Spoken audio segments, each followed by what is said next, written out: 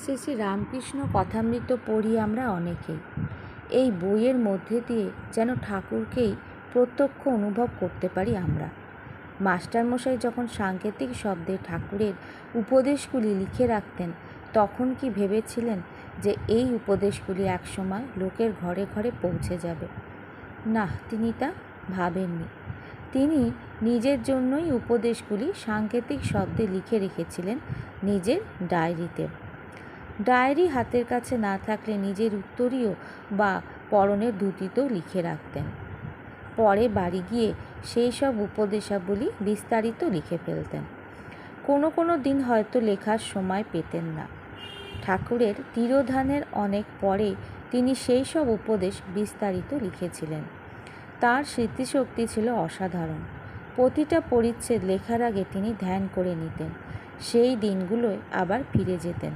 তারপর সেই ছোট ছোট সাংকেতিক শব্দ থেকে পুরো পরিচ্ছদ লিখে ফেলতেন।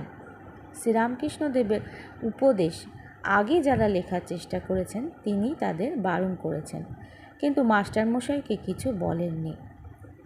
স্বামী শিবানন্দ লেখার চেষ্টা করেছিলেন, কিন্তু ঠাকুর বলেছিলেন এসব কাজ তোর নয়। তাই শুনে স্বামী শিবানন্দ নিজের সব লেখা গঙ্গায় ভাসিয়ে দেন। এমনকি আমাদের জননী মা শারদাও কিন্তু ভেবেছিলেন যে ঠাকুরের উপদেশগুলি লিখে রাখবেন। তিনি একটি কথায় বলেছেন যে এত সুন্দর কথা আমি ভেবেছিলাম আমি সব লিখে রাখবো, কিন্তু এত হবে তা কি জানতুম।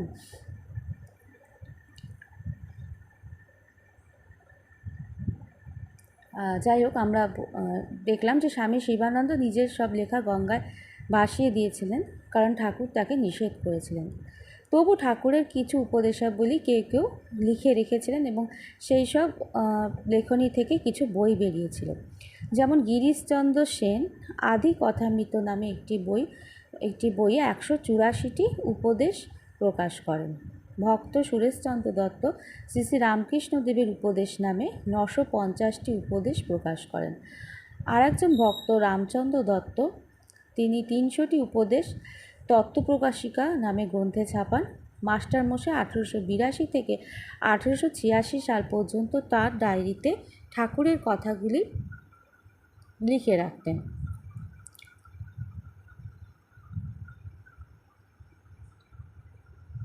তা থেকে 1902 থেকে 1932 পর্যন্ত 5 খণ্ডে শ্রী শ্রী রামকৃষ্ণ কথামৃত প্রকাশিত হয়।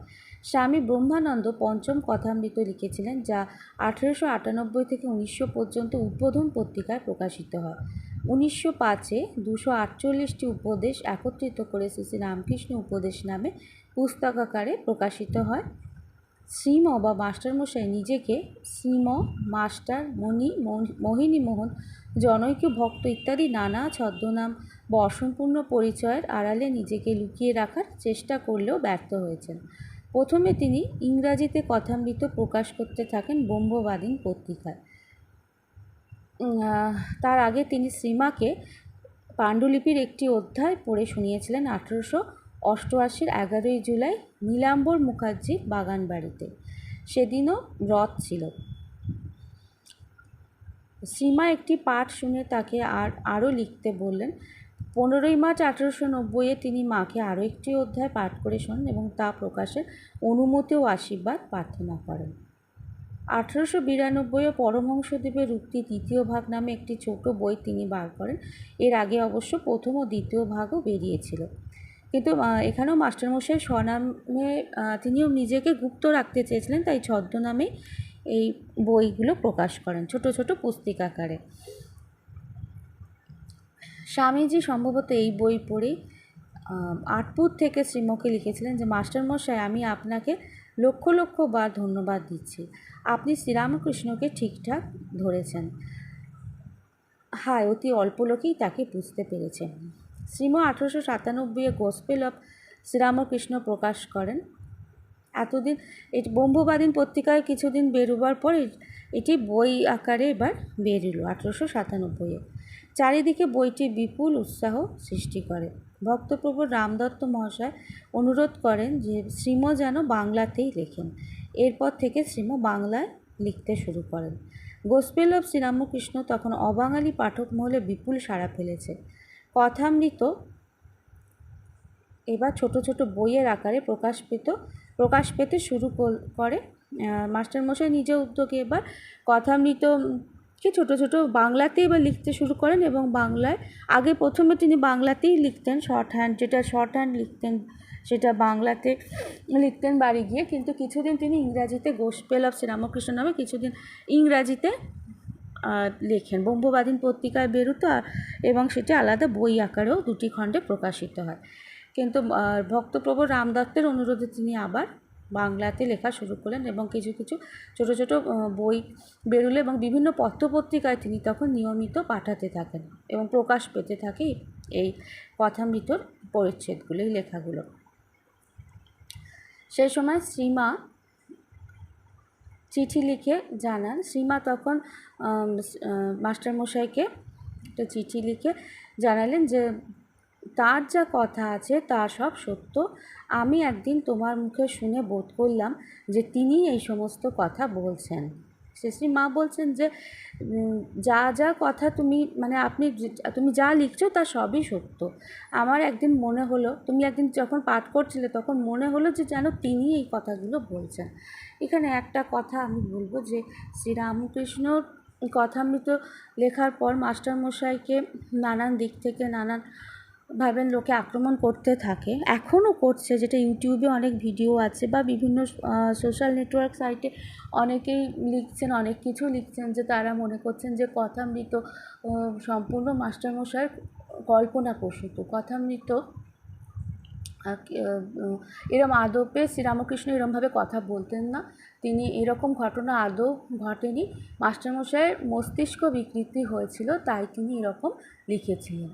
এটা খুব রিসেন্ট, আমি একটি ভিডিও ইউটিউব চ্যানেলে আমার হাতে আসা আমি দেখি, এবং অনেক শ্রীরামকৃষ্ণের ভক্তই কিন্তু সেখানে ঠাকুরের নামে কমেন্টে জয়ধ্বনি লিখে বলেছেন যে হ্যাঁ, এরকমই শ্রীরামকৃষ্ণদেব এভাবে কথা বলতেন না, আপনি যা বলছেন তার ঠিক, শ্রীম কাল্পনিক লেখা।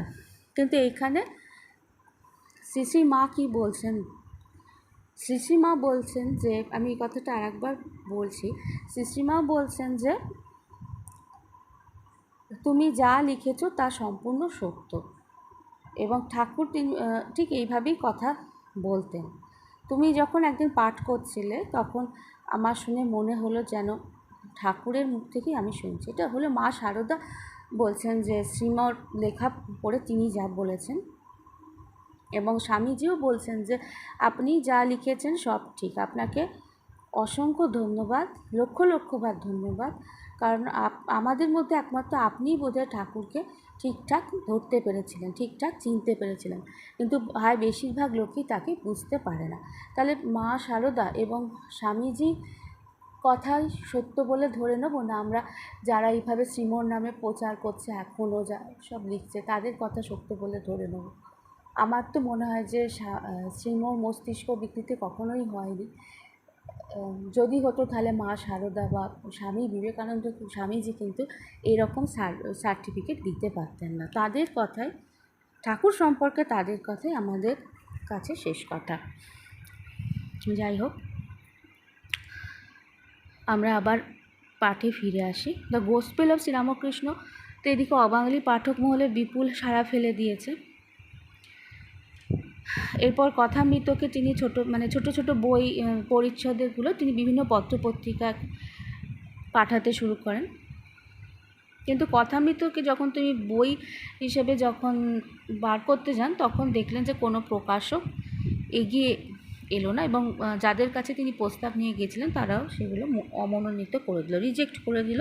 নামী প্রকাশনা সংস্থা কেউ রাজি হলো না, এমনকি ঠাকুরের ভক্ত উপেন্দ্রনাথ মুখোপাধ্যায় পশুমতি ছিল, তিনিও এই পত্রিকা এই বই ছাপা নিয়ে তিনিও কোনো সঠিক সিদ্ধান্ত নিতে পারলেন না, তিনিও দেরি করতে লাগলেন। তখন যে ঠাকুরের সন্তান, ত্যাগী সন্তান স্বামী ত্রিগুণাতীতানন্দ, তিনি এগিয়ে এলেন, এবং তিনি উদ্বোধন থেকে কথামৃত প্রকাশ করলেন। প্রথম শ্রী রামকৃষ্ণ কথামৃত প্রথম খণ্ড প্রকাশিত হলো 11ই মার্চ 1900 2-এ। এরপর দ্বিতীয় ভাগ হলো 1904-এ এবং তৃতীয় ভাগ 1908-এ।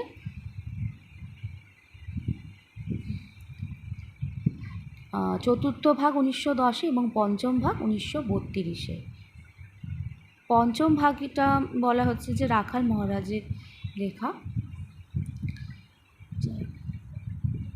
আচ্ছা, এবার আসি যে কথামৃত যে প্রথম শ্লোকটি, প্রথমে যে শ্লোকটি আমরা পড়ি কথামৃত শুরুতেই, তব কথামৃতম তপ্ত জীবনম কবিভিরিতম কলমশাপহম শ্রবণমঙ্গলম শ্রীমদাততম ভুবি গৃহন্তি এ বুড়িদা জানা।